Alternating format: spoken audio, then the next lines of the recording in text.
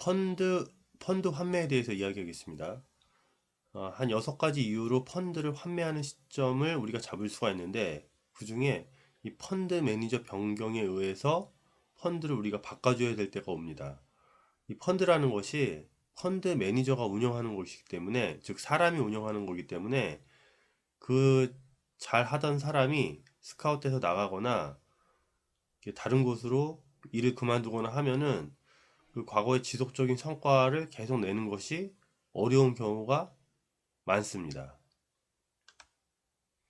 그래서 펀드의 경우 제가 오늘 말씀드린 거는 이 펀드 스타일이 바뀐, 즉 펀드 매니저 교체가 됐을 때 왜 펀드를 환매해야 되는지에 대해서 말씀드리고 싶은 거죠.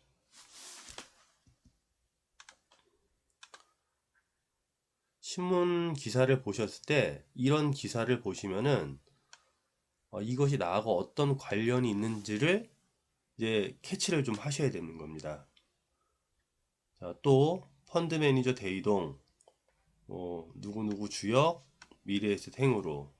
자, 이런 기사들이 나오면은 대부분 고객들이 혹 내가 하는 펀드와 이 기사가 어떤 연관성이 있는지를 전혀 인지를 하지 못하시는데, 만약에 내가 그 어떤 A라는 펀드에 운용을 하고 있는, 잘하고 있는 펀드를 가입을 했다가 이 펀드 매니저 책임 운용력이 이렇게 옮기게 됐다는 거를 알게 되면은, 근데 거의 대부분 잘 모르십니다. 이 내용에 대해서. 알게 되면은 그때는 펀드 교체를 한번 이루어 주셔야 되는 게 좋습니다.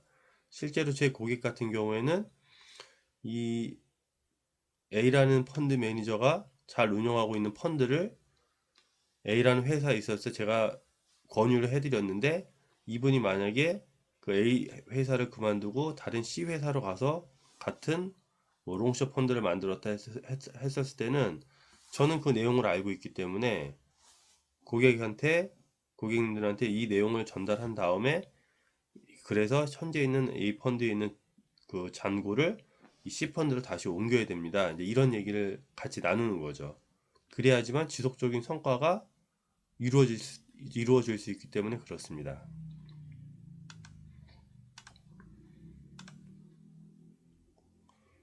어, 아까 앞에 있는 기사와 같은 얘기인데, 펀드 매니저 떠나자 설정에, 즉 펀드에 있는 돈을 고객들이 이제 빼는 거죠. 왜냐면 잘하던 사람이 빠져나가서 그 잘 나가던 펀드가 제대로 운영될까라는 어떤 의구심을 갖고 있는 거죠.